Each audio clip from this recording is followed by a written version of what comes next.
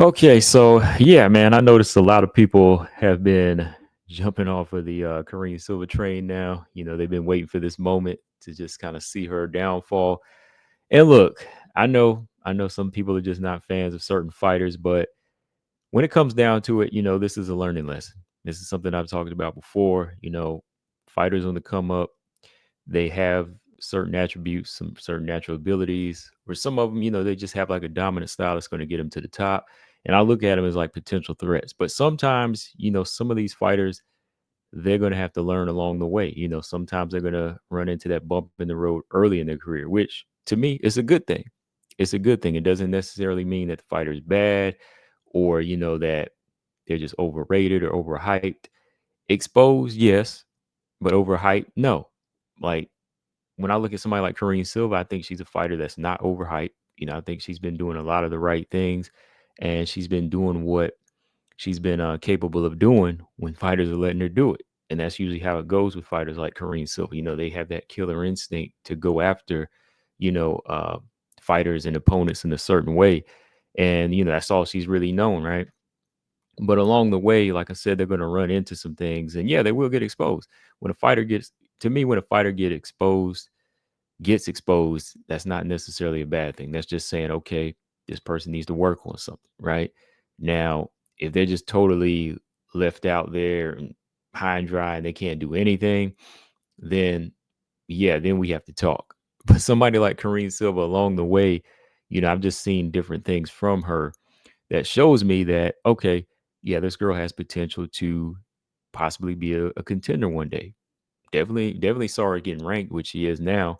But I definitely see somebody like her getting maybe the top five or eventually fighting even a title eliminator. Whenever I just look at her style, will it be tomorrow? No. Could it be next year? Maybe, maybe not. But along the way, when I look at a fighter's style like hers, I do see good things about her. But there could be some little bumps in the road, like I said, where she's going to have to work on them, and then come back and try again. Get another test. It's just like that in every division. If you look at any other division in mixed martial arts or boxing, you see that.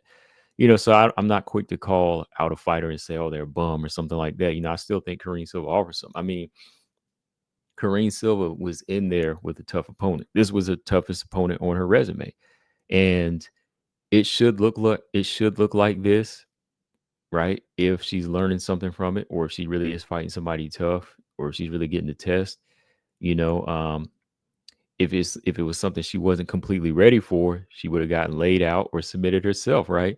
But just like Arujo was in there, Arujo was fighting for her life, and so was Karine Silva. They both were fighting. They both were in there fighting for it. And they both really wanted it.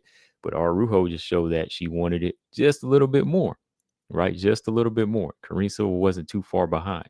And like I said, number one, Arujo, she's one of those fighters that just has all these different natural abilities that not too many fighters know how to deal with. But the more technically sound a fighter is, they can shut it down. And that's something that Karine Silva needs to work on, is her technique. I think her technique just isn't solid enough. I think Karine Silva has good mechanics when it comes to how she throws her strikes and kicks, but she needs to use better uh, use be- use better decision making. She needs to really decide on why she's throwing what she's throwing at the time. I'm going back. You know what I'm talking about? Them side kicks, that not the side kicks, but the soccer kicks that she be spamming. Those need to be taken out of her game until she knows that she has somebody completely against the cage and she can just let him go right up the middle. But right now, she really needs to work on like decision making on why she's letting strikes go, because how she throws her shots are improving. They are improving. She needs to start thinking about why she's throwing what she's throwing, letting the jab go, letting calf kicks go. Because had she had that approach, maybe she would have done more damage early and won some rounds, won rounds, and possibly could have got a stoppage. So when I look at Karine Silva, yeah, she definitely knows how to throw strikes. Her distance management is something that I would say she needs to work on. That's not really a problem. When I look at somebody like Jillian Robertson in the beginning, when she was unranked, she just didn't seem comfortable on the feet. Like she was just missing a lot of strikes. Her hand game really wasn't that solid. It was kind of hard for her to get the grasp of the boxing and even the kickboxing. Um, where I think Karine Silva, she has that, like she knows how to throw and she knows how to turn punches over. It's just a matter of distance management. Once she gets that down and she knows how to cut angles off and stop just walking right into fire like she was doing against Viviane Araujo, she'll take less damage. That and defense. That's something I'm always saying about these women in WMMA. Defense is important. I think once she gets that defense down as well, it'll build confidence along the way because then she's hitting her opponent and she's not getting hit, right? So I just think that those are some of the things that she needs to work on and just kind of build along the way. Even especially in training, just don't try to stick to one thing. The jujitsu or just trying to wade through your opponent's fire to get them down. That's not always going to work, right? Another thing is, Karine Silva's tough, man. Like being in there with somebody like Araujo for 3 rounds, it can be taxing on. Araujo has a little bit of pop. She's strong and she's athletic and she's kind of awkward. So you're dealing with all this movement, the strength, and the power. She doesn't really have a great knockout power. She only had one big knockout, right? But she still has some heavy hands. So this was new to Karine Silva, and she was able to get through it. She was able to get through it. Again, it wasn't like she was 30-27 or knocked out or just completely outgunned. Karine Silva was in a fight. She was in a fight with a mid-ranked fighter that's been in there with better competition, you know? So that's just something we have to look at. Like that's not being exposed. That's just a fighter that's being in there with something new. Well, like I said, exposed, yes. Exposed in certain ways, but as far as just calling that fighter overhyped and done, some people are just saying she's done. All right. So yeah, she was exposed, but not in the manner of just saying, okay, this fighter is done and they're not going to make it. All right. Like Karine Silva can definitely build off of this fight.